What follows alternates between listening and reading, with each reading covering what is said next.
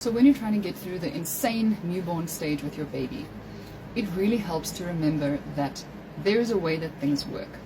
The world is not just random and chaotic. There is a design and a creative, intelligent flow to how stuff is supposed to work, right? Many things happen the way they happen for a reason, and we are so set sometimes on getting a certain outcome that is convenient for us or pleasant for us or just for whatever reason more acceptable or better for us, that we often fail to look at the reality of anatomy, nutrition, biology, physics, chemistry, neurobiology when we're dealing with a tiny newborn baby.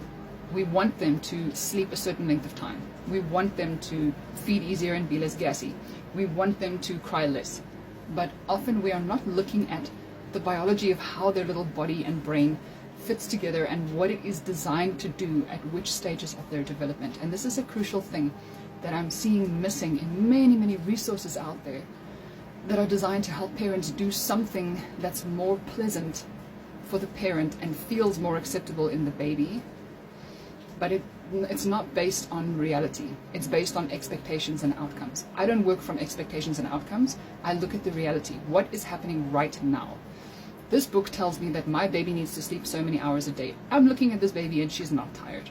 Many parents will so religiously try to follow what that book said. If you're a good parent, then you don't let your baby get overtired and you make them sleep X amount of hours a day. And they're going to put that baby in a crib, in a dark room with white noise on and say, you sleep now. And the baby's brain is like, I'm not tired now. In fact, I have a different need right now. I desperately need to burp. I have a huge bubble stuck in my stomach. Can you lift me up, please? And they squirm and cry and complain. And the parent has been told, there's an outcome you need to have. This baby needs to sleep and stay asleep for so many hours. It never happens. I see so many videos of people holding a baby saying, we've been trying to put this baby to sleep for 3 hours. You could have been reading them a book for 3 hours, even though they're newborn. You could have been cooking a meal with them in a wrap for 3 hours. You could have put them somewhere, given them to someone and said, here, entertain this baby while I clean the house, or while I read a thing, or while I make a TikTok video or something. But because the book said there's a wake window, or I don't know, the TikTok person or the YouTube person said there's a wake window of this length and then they must sleep for this long. You're desperately trying to make them do that, and they're saying to you, Mom, I'm not tired. I don't want to. I cannot switch off my brain and go to sleep because there's no sleep pressure, as we call it nowadays, for some arbitrary reason. It sounds to me like sleepiness, right? But yeah, I feel like it's so important to look at the baby and go, what is really happening now? What are the real-time needs of this little person in this moment? And when you start focusing on that, you really start to pick up things that you didn't pick up before. Their body language, their facial expressions, their demeanor, the sounds that they say when they're newborn. They have legitimate needs and human rights. They are people in their own right. And this incredibly narcissistic and toxic attitude that many parents have towards their kids to this day is that you are not a person. You are a tool or a weapon or an object or a puppet of some kind. In my life, and I'm not saying that if you have a newborn baby who you're struggling to care for, that you are that person. I want you to see the attitude, the overarching attitude of how the world has set up parenting of tiny babies to feed into narcissism and toxicity and children who go no contact with their parents later in their life, because we have been taught to impose our wishes on them from the very earliest age, and we have been taught to ignore their needs, to ignore their communication, to believe that they don't have a true humanity of their own. They are simply an extension of us, right? They need to do what we say when we say it. Their needs are irrelevant. Our needs are primary. They need to meet our needs. This is how people are starting from the newborn stage, from the first day of a baby's life, to mold that baby into somebody who's going to make them feel good, meet their needs, be convenient for them, and just basically be a little healing balm for their own trauma and their own dysfunction. This is not what babies are for. Babies are human beings with legitimate needs and human rights.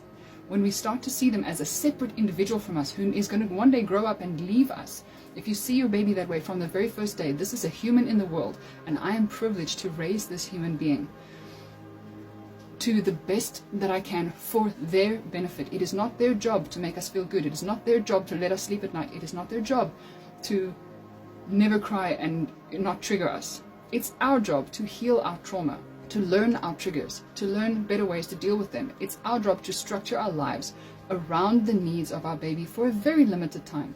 They're going to grow up and leave you. Trust me, you're going to hate it when it happens, but it's going to happen. And the more you stifle them now, and the more you try to fit them into a mold now, and the more you try to make them be what you need, instead of looking at them and going, what is your actual need in this moment? The bigger the chance is that they're going to one day leave as quick as they can and say, I can't survive like this. I feel suffocated. I feel like I'm not, like I don't matter in the world. Like I have no idea who I am. I need to leave my mother and father like far away and go find myself and go figure out who I am and go learn how to have my needs met and my communications listened to and my no respected and my, just my boundaries respected. A lot of us grew up having none of that because we were told, you don't get to say what you want, when you want it, and how you want it. I'm the parent. You will do what I say. I know what's best for you. And doing things in somebody else's best interests, like it's for your own good, is often a complete lie. Governments do this. Teachers do this.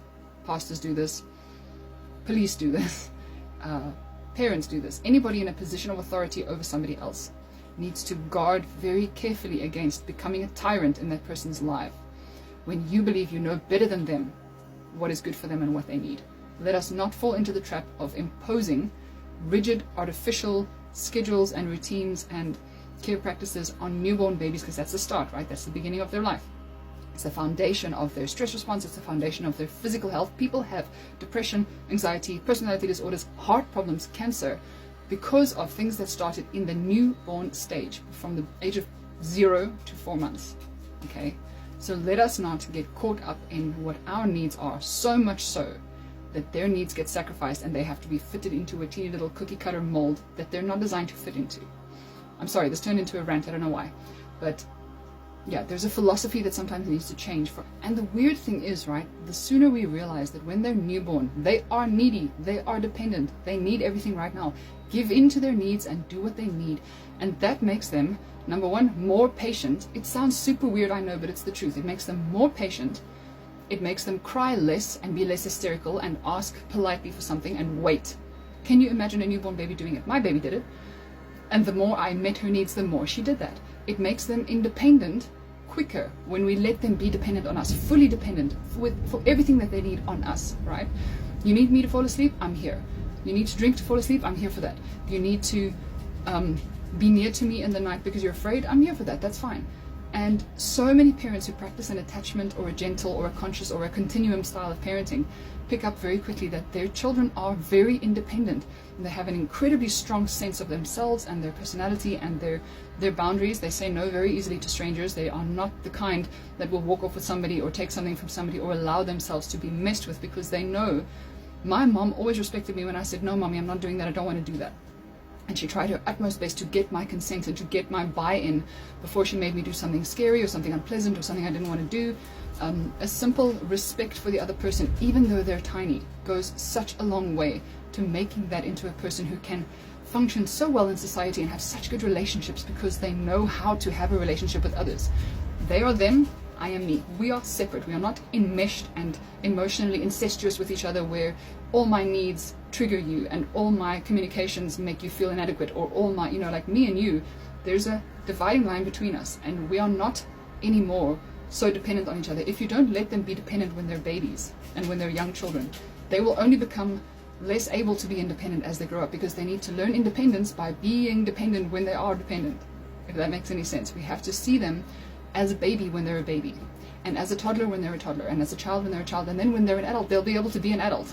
Some of us are only learning in our late 30s and 40s how to be an adult in the world among other adults.